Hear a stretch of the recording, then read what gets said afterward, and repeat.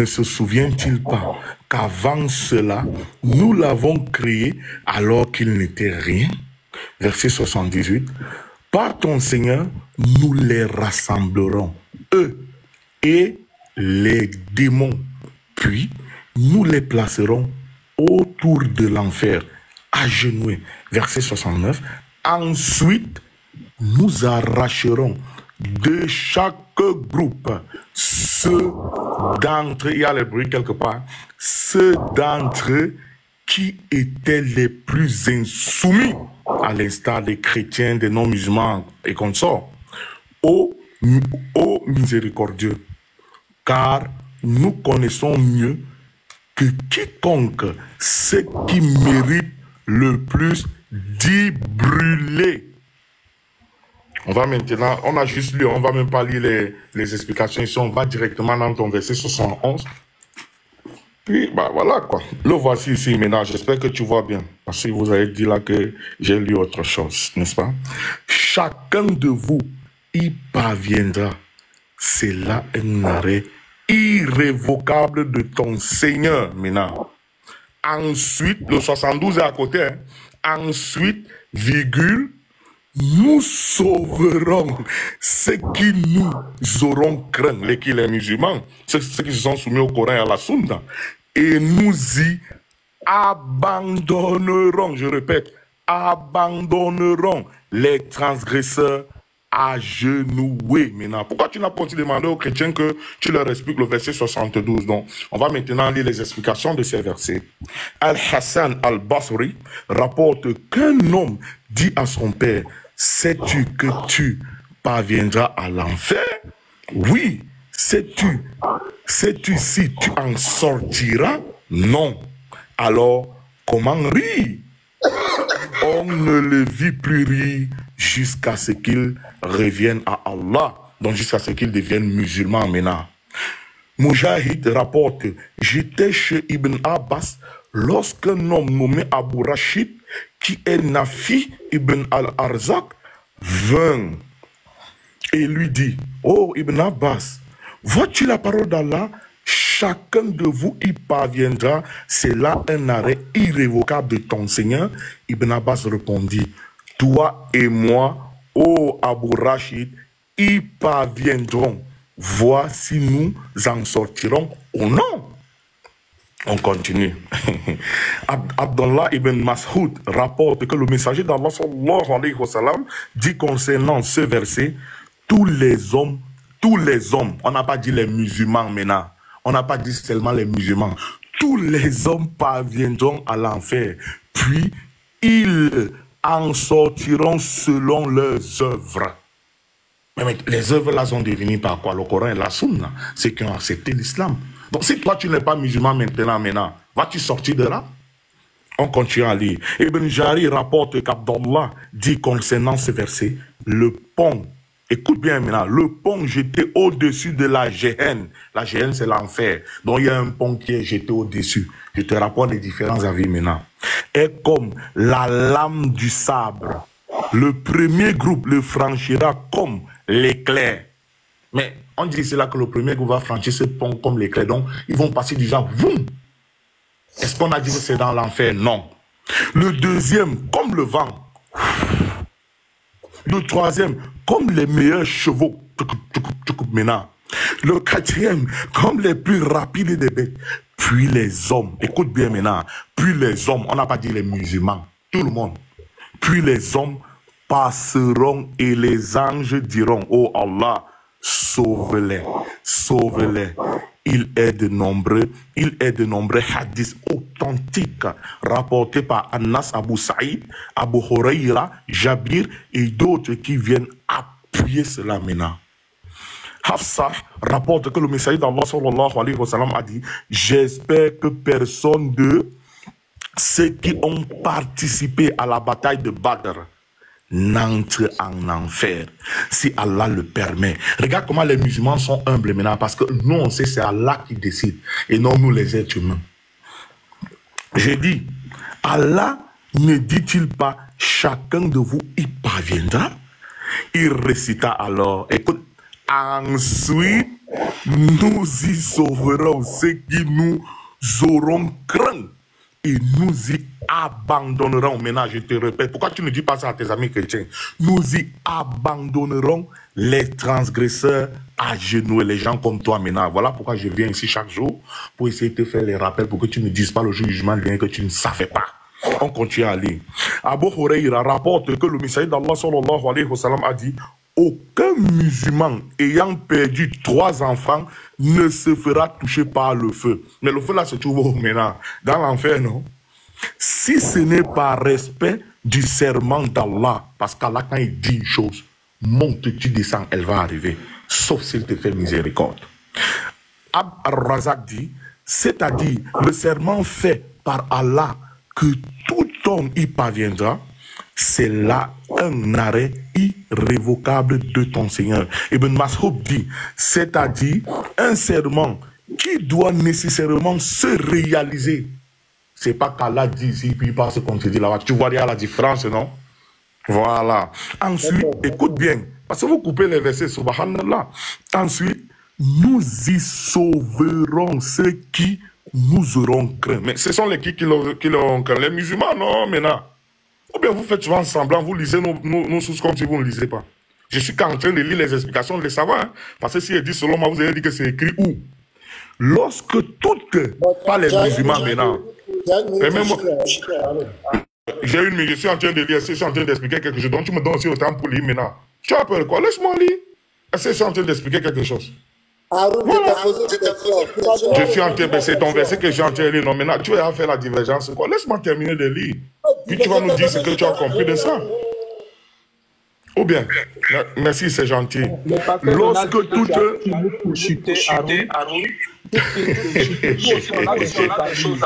Est-ce que je suis en train de développer? Je suis en train de lire ce qui est écrit, les gars. S'il vous plaît, est-ce que vous pouvez nous perdre le temps là? Maintenant, est-ce que voilà ce que j'évitais. Maintenant, voilà ce que j'évitais. Laissez-moi lire. Vous avez demandé l'explication du verset. Voilà ce qu'on vous a expliqué. Laissez-moi lire. Ah, Jim, s'il te plaît, laissez-moi lire. Voilà tout le désordre que vous apportez. Quand vous voyez qu'on est en train de vous humilier, c'est tout comme ça. Laissez-moi lire. Ok, d'accord. On va voir qui sera humilié. Voilà, laissez-moi donc lire, Jim. Laissez-moi lire. Et puis maintenant, s'il vous plaît. Je vais te faire descendre, Haroun. Et si tu me fais descendre, ça fait quoi? Voilà tout ce que vous savez maintenant. C'est comme ça qu'on vous coince. Voilà tout ce que vous savez. Laissez-moi lire. Oui, pasteur. Voilà.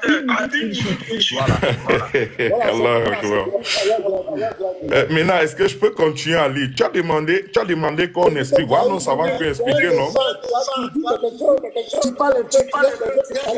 Mais maintenant, est-ce que je suis en train de parler? Il y a trop d'écho quand on parle ensemble. Écoute-moi. Moi, je ne sais pas pourquoi. Tu es venu, on t'a posé une question. On t'a mis en grand. C'est pas parce qu'on a peur de toi. Si quelqu'un a peur de toi, ne peut pas te mettre en grand. On t'a mis en grand, on t'a laissé parler. Ça fait près de 10 minutes, tu es en train de parler. On dit, tu as 1 minute pour chuter pour que les autres aussi parlent. Tu dis pourquoi? On a peur de toi. C'est pas normal. Est-ce que si ton partenaire, c'est comme ça on fait? On t'a posé une question, tu as répondu. On dit, ok, tu as 1 minute pour chuter. Tu dis, j'ai compris. Après, quand l'autre parle, tu vas reparler encore. Mais toi, tu ne veux pas pour mettre le désordre. Alors que chez toi, là-bas, c'est pas comme cela. Faut pas faire ça. C'est moi l'autre du là, j'ai dit tu as 1 minute pour chuter. Pourquoi tu vas faire discuter avec moi? Tu as 1 minute, tu finis après quand tu prends la parole. C'est pas bon quoi, je sais pas. Maintenant, dis-moi, est-ce que j'étais en train d'expliquer ou bien j'étais en train de lire l'explication du verset que tu as demandé? Mais moi, je te lis juste puisque tu m'as donné une explication. J'ai même montré, j'ai tourné ma caméra, oui, que tu vois ce qui a été expliqué sur ce verset. Qu'est-ce que je fais de mal? Je ne fais que lire. Je n'ai rien expliqué, moi, depuis maintenant. Moi, je te dis que tu as 1 minute pour chuter. Et après, on va te redonner la parole. Qu'est-ce qui est mauvais dedans? Toi aussi, qu'est-ce qui est mauvais dedans? Qu'est-ce qui te dérange? Qu'est-ce qui te fait mal dedans? Non, ça ne me fait pas mal maintenant. C'est juste parce que, tu vois, comme tu as demandé l'explication du verset, regarde maintenant, je te le lis tout simplement. J'étais même déjà à la fin. Hein. Tu as demandé, voici ton verset 71 que tu as lu, non? Mais quand On explique donc, voilà, depuis là, je ne fais que lire les explications comme tu vois là. Qu'est-ce que j'ai dit, moi? Je ne fais que lire depuis. Bon, Nous savons expliquer le verset. Attends, je viens. Tu as lu les explications. Il y a écho, c'est pourquoi je suis obligé de te muter. Il y a écho chez toi. Voilà. Tu as lu les explications. Pendant combien de minutes tu es en train de lire? Tu vas lire tous les documents d'Ibn Mikati. On dit, on a compris. Tu as 1 minute pour chuter. On va dire quelque chose après. Tu pourras répondre encore. C'est un échange. D'accord, j'ai suivi maintenant. Donc, en gros, ce que tu veux, c'est quoi qu'on lise une partie de l'explication et puis vous faites ce que vous voulez, ce que vous voulez savoir. Non, j'ai pas répondu. Maintenant, je suis en train de lire la réponse à ta question. La question était... Voici ta question. Attends. La question était, pourquoi Allah, le Dieu très miséricordieux, tout miséricordieux, va faire passer les musulmans obligatoirement en enfer? Voilà la question. Et tu as reconnu, ce qui est bien nous encourage, tu as reconnu que ça parle bien des musulmans. Ça, c'est un point positif. Ça parle bien des musulmans. Les musulmans vont passer par l'enfer. Toutes les explications des exégètes, c'est ce qu'ils disent. Ils disent, vous allez tous passer en enfer. Donc, quand tu es en train de parler, tous les chrétiens, d'autres ont dit, ah, le débat est clos, que c'est fini. Toi-même, tes exégètes ont dit que ce sont vous les musulmans, vous allez passer obligatoirement par l'enfer. Il a dit, tu l'as lu dans tous tes textes que tu as lu, si tu veux, tu peux relire. Ils ont tous confirmé que vous allez passer obligatoirement par l'enfer. Alors qu'il y a d'autres prédicateurs musulmans qui disent que ça ne parle pas des musulmans. Mais tout à l'heure, toi tu viens de confirmer que ça parle des musulmans. Ça c'est déjà, je vais t'acclamer même. C'est déjà un point positif. Je vais acclamer. Voilà. On est déjà d'accord que ça parle bien des musulmans. Là, on est très fiers. Ça c'est un. Maintenant, pourquoi? C'est le pourquoi. Pourquoi maintenant? Puisque tout ce que tu as lu là, ça confirme que les musulmans passeront obligatoirement par l'enfer. Ça, on est d'accord avec ça. Maintenant, on dit pourquoi vous faites passer, vous les musulmans qui avez adoré Allah sur la terre, vous qui êtes ses enfants, à vous à qui il a dit entrer au paradis. Parce que le paradis et l'enfer, c'est deux endroits diamétralement opposés. Pourquoi ne pas vous faire rentrer directement au paradis? Parce que vous l'avez adoré, vous avez combattu pour lui sur la terre, vous avez adoré Mohamed, vous avez fait tout pour Allah. La question qu'on pose, pourquoi Allah vous fait passer obligatoirement par là? C'est pourquoi ton frère, moi, lui il a dit Allah Walem. Il dit c'est Allah qui sait. Il a répondu à là. Maintenant toi, tu vas nous dire pourquoi Allah demande de vous. Et puis il dit c'est une sentence irrévocable. Il dit c'est obligé, obligatoire. Toi, Haroun, tu vas goûter l'enfer, tu vas passer en enfer. Voilà, tu vas passer en enfer. Voilà ton truc. D'accord, merci maintenant. Je vais te répondre. J'ai voulu lire l'explication de votre verset. Vous avez carrément coupé, chrétien. J'espère que vous voyez. Voilà des gens qui esquivent la vérité. La question de maintenant, je vais répondre. Il dit, pourquoi Allah dit, vous allez passer par l'enfer? Mais c'est vous qui avez le bac plus 15. Maintenant, laisse-moi répondre moi, non? Obligatoirement. Obligatoirement. On va passer obligatoirement par l'enfer. Mais maintenant, tu as changé mes propos. Je pensais que tu étais véridique. Pourtant, j'ai lu les tafassis ici, les explications. Les savants disent que tout le monde, pas seulement les musulmans. Pourquoi tu as dit les musulmans, tu n'as pas dit toi aussi? Ça, c'est déjà, on appelle ce qu'on appelle la mauvaise foi. C'est tous les êtres humains qui vont y passer par là. On dit bien passer, pas y demeurer. Mais on a dit quoi là-bas en bas là? On a dit le verset qui vient avant que vous l'amenez. Si tu meurs dans ce dans quoi tu es là, tu vas y demeurer. Alors la question, c'est une question rhétorique. Parce que si je te pose, tu vas encore me couper. Dans le Sahih al-Bukhari et le Sahih Muslim, le messager d'Allah, sallallahu alayhi wa sallam, Muhammad, a dit, tous les enfants d'Adam sont des pécheurs. Et les meilleurs des pécheurs sont ceux qui se répandent. Sincèrement. Mais lesquels déjà se répandent tel qu'Allah veut? C'est nous les musulmans. Toi maintenant, est-ce que tu fais les prières comme nous? Non. Comme nous sommes des pécheurs. Là. Maintenant, laisse-moi te répondre. Pourquoi tu as agité maintenant? C'est ça que tu as dit dans mon panel? Non. C'est pas tu as raconté. J'ai dit, pourquoi Allah va vous faire passer, vous les musulmans, obligatoirement en enfer? C'est ma question. Mais justement, maintenant, ici, en train de vouloir te répondre, tu me coupes, tu auras la réponse. J'étais même justement sur le point d'arriver là. Parce que tu ne vas pas me dire, c'est quoi la banane? Je me dis, la banane, non, je t'explique déjà comment la banane même a commencé à faire pour sortir déjà du bananier, c'est ça. Donc, quand souffle de m'écouter, maintenant, je sais, ça pèse dans vos oreilles. Vous tous, ne dites pas que les musulmans, parce que ce qu'on a lu ici, ce n'est pas les musulmans, c'est tout le monde. Pour commencer. Mais, oh, maintenant, laisse-moi répondre. Regardez, bon, après, il va dire que c'est moi. Regardez, calme-toi. Puis on va dire, lui, là, il peut échanger avec moi. Laisse-moi te répondre. Merci. Maintenant, Allah a décidé ainsi. Pourquoi? Parce que je vous ai apporté même les hadiths pour que vous sachiez même pourquoi. On pêche tout le temps. On énerve Allah tout le temps. On fait des conneries de ce qu'il ne veut pas tout le temps. On associe peut-être Allah volontairement ou involontairement, on demande pardon. Allah c'est qui? Ar-Rahman. Mais maintenant laisse-moi te répondre. Ou bien si tu ne veux pas que je te réponde, tu me dis je pars pour que tes fidèles ne disent pas que je suis resté à porter le désordre quoi que ce soit. En plus je ne fais que suivre les bruits, non? Ok, merci maintenant. Donc, qu'est-ce qui se passe donc? Avec toutes ces transgressions qu'on fait volontairement ou involontairement, vous pensez qu'Allah qui est Ar-Rahman avec toute l'humanité et Ar-Rahim uniquement avec les musulmans, il va nous laisser comme ça, même si c'est qu'il nous a pardonné, parce que déjà pour arriver là-bas au pont Sirat, maintenant pourquoi tu ne leur as pas dit que c'est après le jugement? Le jugement il est à Calais là-bas. Pourquoi tu ne leur as pas dit? Maintenant il y a une chose que je voudrais comprendre pour répondre. Allah dit ça pourquoi? Parce qu'on est des transgresseurs.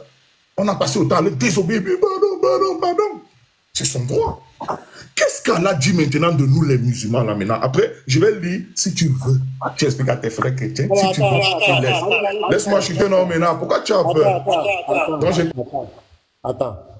Attends, Yaeko, c'est pourquoi j'ai mis ton micro, Yaeko, pour que les gens comprennent. Tu as dit que, donc, ma question était, pourquoi? Parce que dans la logique islamique, c'est normal. Si ce sont les mécréants qui vont en enfer, ou bien ceux qui ne croient pas en Allah, je crois que c'est logique. Les 500 personnes qui sont là, je crois que c'est logique.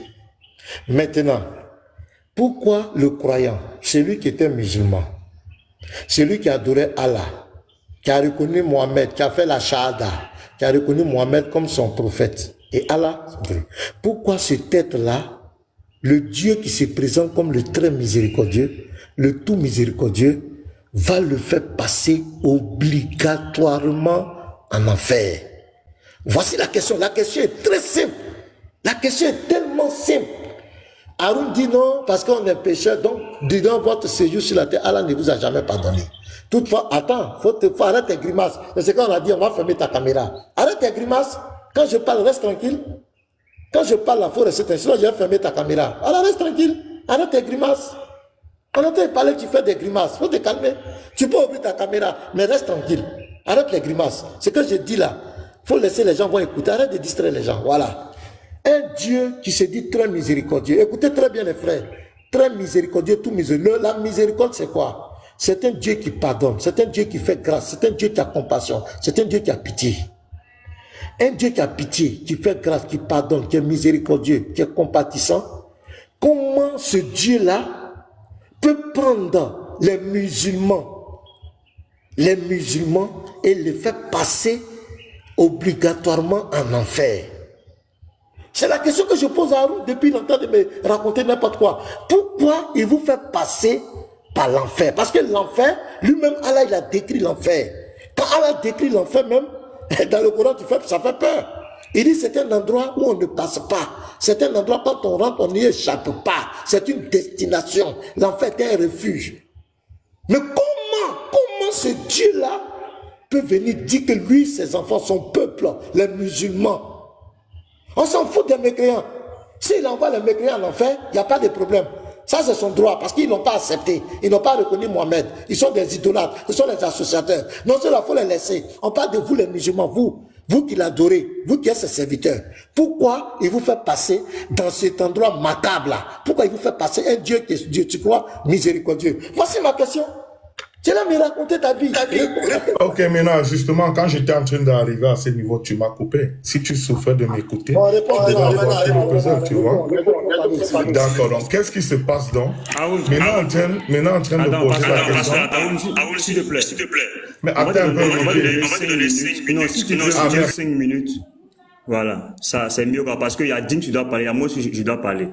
Donc on te donne 5 minutes. Si tu veux 10 minutes, on te donne et puis tu parles.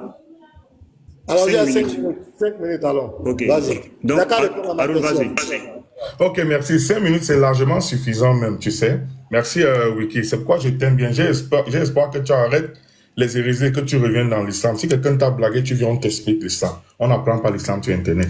On a des écoles spécialisées, légiférées pour ça. Maintenant, on m'a posé une question. Pourquoi est-ce que Allah dit que tout le monde, parce qu'il ne faudrait pas qu'il torde le verset, c'est tout le monde. Il n'a pas dit que les musulmans. C'est tout le monde qui va passer par là. N'a-t-il pas construit son pont Sirat par là? A-t-il construit un autre chemin quelque part et puis il a dit que bon, vous passez là-bas? Non. C'est le chemin qu'il a décidé que tout le monde va y passer.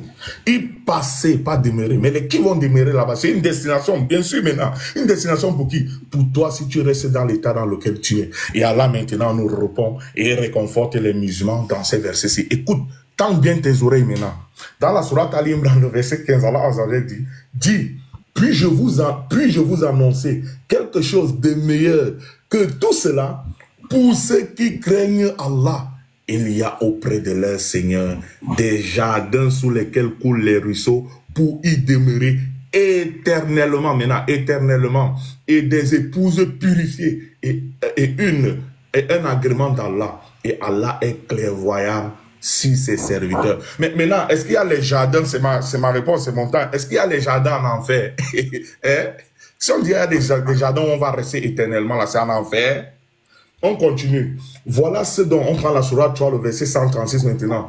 Voilà ce dont la récompense est une absolution de la part de leur Seigneur, ainsi que des jardins sous lesquels coulent les ruisseaux pour y demeurer éternellement, comme elle est agréable, la récompense de ceux qui font le bien. Mais maintenant, elle est agréable, la récompense de ceux qui font le bien en enfer. Hein? Il y a les jardins d'eau, de miel, de lait en enfer. Non, là-bas, tu manges l'arbre de Zakoum. Avec le pu, tu bois comme de l'eau et du fer fondu. Si tu restes dans quoi tu es là. Maintenant, concernant les mécréants comme toi, écoute ce qu'Allah Azzawajal dit maintenant. Dans la sourate Al-Baqarah, la sourate 2, le ayat 39, Allah dit, et ceux qui ne croient pas et traitent de mensonges non-signes, ceux-là sont les gens du feu. Le feu là se trouve dans l'enfer dont tu parles, non maintenant. Hein? Les gens du feu, où ils demeureront éternellement. Dans l'enfer, là, toi, si tu restes dans l'état dans lequel tu es là, tu vas y demeurer éternellement. Dans la sourate 2, le verset 81, il dit, bien au contraire, ceux qui font le mal et que leurs fautes cernent de toutes parts, ceux-là sont les gens du feu, où ils demeureront éternellement. Le feu là se trouve au paradis ou en enfer maintenant. Toi là, est-ce que tu fais les bonnes œuvres selon ce que le Coran et Karim et la Sunna disent? Non. Hein? Alors maintenant, comment est-ce que tu veux venir nous sortir tes interprétations farfelues? Dans le hadith rapporté par l'imam al-Bukhari, Abdullah ibn Abbas, chaque fois qu'Allah Azzawajal descendait un verset, lui qui parlait l'arabe mieux que tout le monde ici, lui qui était le proche du prophète, paix et salut sur lui, il demandait toujours au prophète, paix et salut sur lui, pas voulu dire Allah. Voilà pourquoi dans la sourate 16, le verset 44, maintenant, garde ça bien dans ta tête aujourd'hui. Allah Azzawajal a donné la charge à Muhammad sallallahu alayhi wa sallam d'expliciter, d'exposer clairement ce Coran pour que les gens méditent et comprennent. Toi qui sois avec tes interprétations là, qui t'a donné cette charge dans le Coran? Ah, tu es un coraniste chrétien? Ok. Maintenant que nous avons compris cela maintenant, comment est-ce possible que tu vas comparer, allons même dans ton sens de compréhension. Est-ce que quelqu'un qui est musulman, il passe par l'enfer? Je te donne même le bénéfice du doute. Il sort, il reste là-bas même 1000 ans. Puis un jour, il sort. Et toi là, Allah dit, tu vas demeurer éternellement. Sont-ils de même? Quelqu'un qui entre au paradis et quelqu'un qui n'entre pas, sont-ils de même? Je t'ai lu quelques versets, je peux te lire une panoplie. Quelques versets, Allah nous promet le paradis éternel. Et toi, il te dit, si tu restes dans la position dans laquelle tu es là, tu iras en enfer éternellement. Quelle est cette comparaison que tu veux? Pourquoi tu ne lis pas ces versets aux chrétiens? Maintenant, Wiki, comme tu as encore 32 secondes, tu as parlé de divergence. Les savants divergent. Je vais un peu qu'on parle de ça. Je vais voir ce que tu sais de l'islam. Donc maintenant, je te fais grâce du reste des versets. Du reste des secondes. Merci beaucoup à tous. Vous avez tous compris qu'il n'a pas pu répondre à la question. Et moi, le musulman qui est là, je le trouve plus honnête qu'Haroun. Lui, il a été honnête, il a dit que Allah Walem, il dit c'est Dieu qui sait. Il a été plus honnête. Mais Haroun voulait se jouer les savants, mais il a raconté tout et dit n'importe quoi. Ça dit que si tu étais à l'école, on allait te donner 0 sur 20. En sujet. On t'a posé la question. Pourquoi Allah, le Dieu très miséricordieux, tout miséricordieux, vous promet un passage obligatoirement à l'enfer? Tu n'as pas répondu à la question. Tu as dit tout sauf ça. Tu vois, Haroun, tu as dit... Tu vois, moi je te maîtrise trop. Ça dit que, c'est pourquoi j'ai dit, quand on reste calme dans le bruit, tout le monde va voir ton niveau. Tu connais rien, tu es trop petit. Ça dit, la question est simple. On dit, arrête les grimaces, pardon. Arrête les grimaces. Tu es fort en grimaces. On ne peut pas faire ça. On dit, pourquoi votre Dieu, qui se proclame très miséricordieux, tout miséricordieux, s'il fait passer le mécréant, il envoie le mécréant en enfer, c'est logique, c'est normal. Parce qu'ils n'ont pas accepté Mohamed, ils n'ont pas accepté Allah, ils ont été polythéistes, ils ont été des adorateurs, c'est normal. Mais le musulman qui a reconnu Allah comme son Dieu, Mohamed comme son sauveur, qui a reconnu le Coran, qui a fait les 5 prières, qui a fait tout en islam. Et puis Allah lui dit, obligatoirement tu vas passer à l'enfer. Mais il faut être envoûté. Je te dis, il faut être possédé, il faut être envoûté pour suivre un tel Dieu. Je te dis la vérité, il faut être envoûté, il faut être à un degré d'aveuglement. Parce que ce verset-là, normalement, si tu es musulman, tu as lu ce verset, tu dois fuir l'islam. Et tu as lu les exégètes. Ils ont tous confirmé que vous allez aller véritablement là-bas. Il y a un même qui pleurait. Il y a un même qui a dit, mais on nous promet obligatoirement l'enfer. Mais comment on va sortir? Ça fait pitié, Haroun. Ça fait pitié. Comment un Dieu qui se proclame miséricordieux va faire passer son peuple obligatoirement dans un endroit lugubre? Il dit pont. Allah est devenu ingénieur. Il a conçu pont. Quand tu lis le verset, il n'y a pas pont dedans. C'est vos savants qui ont inventé à faire des ponts là pour vous maintenir encore dans le mensonge. Il n'y a pas pont dans le verset. On dit, ensuite nous délivrer ceux qui étaient pieux et nous y laisserons les injustes à Dieu. Nous y laisserons. Nous y remplacer un lieu. Ce n'est pas un pont. Donc les injustes vont rester sur le pont. Donc la question qui t'est posée, tu ne pourras jamais répondre à ta. Parce que dans ta conscience, tu sais que c'est pas normal que Dieu, votre Dieu, le Dieu fait passer quelqu'un obligatoirement en enfer. Tu sais que c'est pas normal. C'est pourquoi l'autre mois, lui, il a dit, c'est Allah qui sait. Mais toi, tu veux te jouer les savants, alors que ça reste à désirer à eux. Donc, laisse affaire de 5 minutes de lecture. Voilà. Laisse affaire de l'islam là. Il faut venir à Christ. Dieu va te sauver. Arrête tes bavardages là.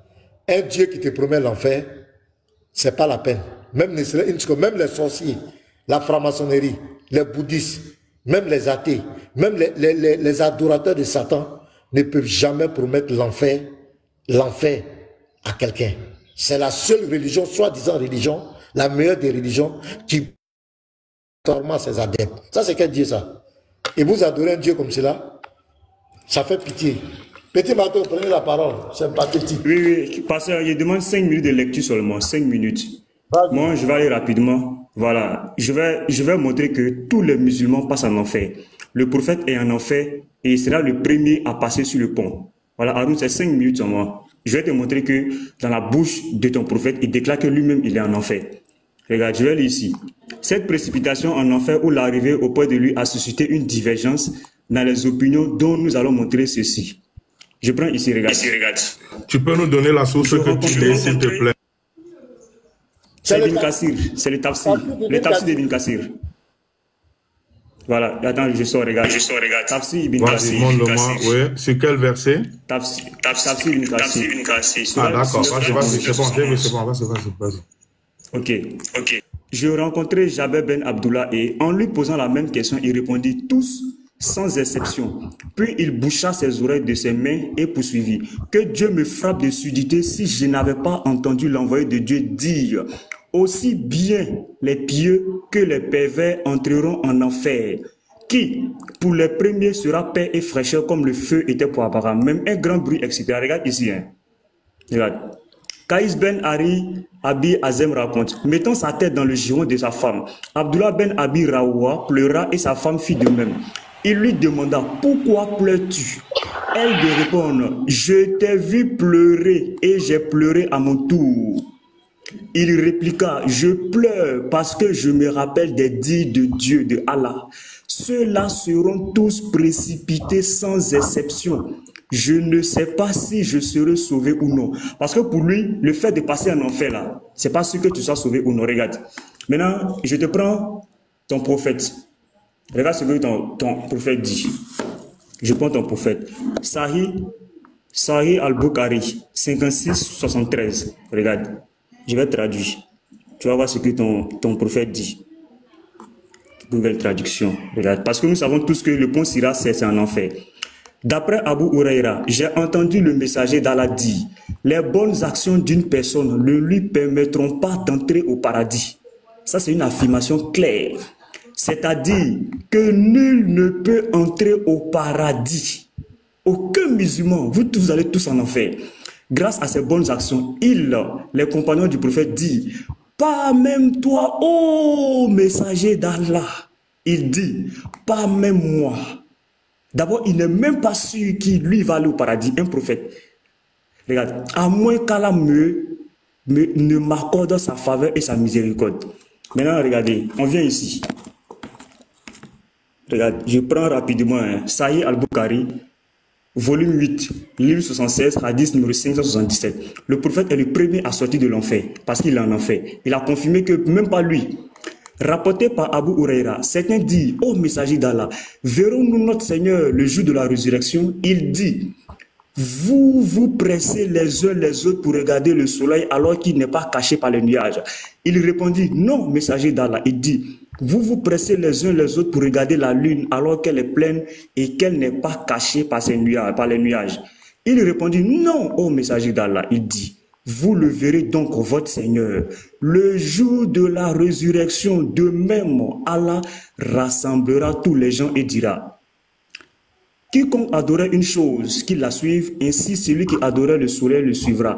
Et celui qui adorerait la lune la suivra, et celui qui adorait les fausses divinités les suivra. Et alors, seule cette communauté, c'est-à-dire les musulmans, restera, y compris leurs hypocrites, restera où? En enfer.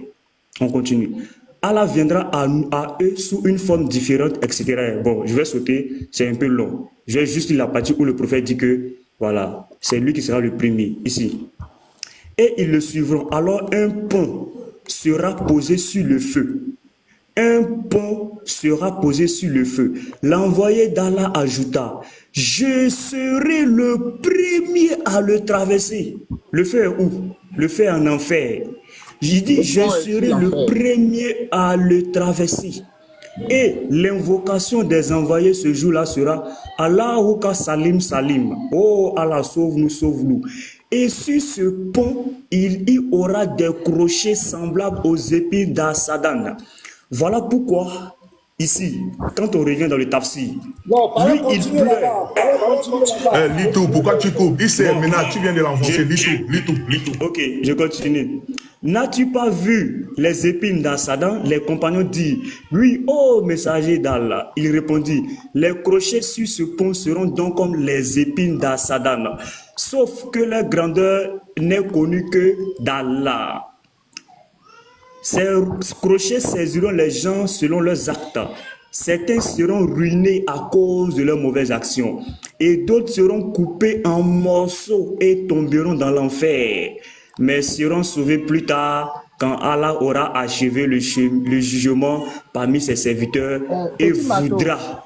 Petit Mato, oui? Pardon, il a dit que les crochets vont attraper les gens selon leurs actes. Dis-moi, par exemple, un homme qui a des esclaves et qui les attrape pour coucher avec elles sans leur gré, comment les crochets vont les faire? Ça va attraper son ventre même, comme d'abord qu'on pêche les capes là. C'est son troisième pied, les crochets vont attraper. Voilà. La même manière qu'on pêche les capes. Maintenant, c'est mon heure de la prière. Je prie, je reviens. D'accord, ok. Ok. Ok, il n'y a pas de problème, Haroun, il n'y a pas de souci. Maintenant, est-ce que tu peux me permettre 30 secondes? Je vais prier, je reviens, Inch'Allah. Il n'y a pas de souci. D'accord, merci. Juste 30 secondes, Wiki, s'il te plaît. 30 secondes, j'ai dit, pas plus. Attendez. Moi, il va parler 30 secondes. Laissez-le. Il va parler 30 secondes pour revenir. Laissez-le parler. Non. Ok, merci. Maintenant, tu vois, ici, il est déjà 1h10 et j'ai un retard de 3 minutes. J'ai essayé de rester. Je pensais qu'il allait chuter en 5 minutes, mais il a pris plus de 5 minutes. Le document qu'il est en train de lire là déjà, je voulais lui lire les différents degrés de l'enfer. Vous, là, vous serez jeté dans le dernier qui s'appelle Al-Hawiya. Hein? Bon, ça, c'est vraiment digne. Laissez-moi, j'ai demandé 30 secondes, non, les gars. Vous ne pouvez pas supporter 30 secondes. Je vais revenir. Parce qu'il y a Wiki. Maintenant, 30 secondes, il y a Wiki, là, j'ai envie de parler de la divergence en islam. Je reviens maintenant. Si vous ne parvenez pas à me donner 30 secondes, je vais aller prier. Je reviens, Inch'Allah. Tu vas prier.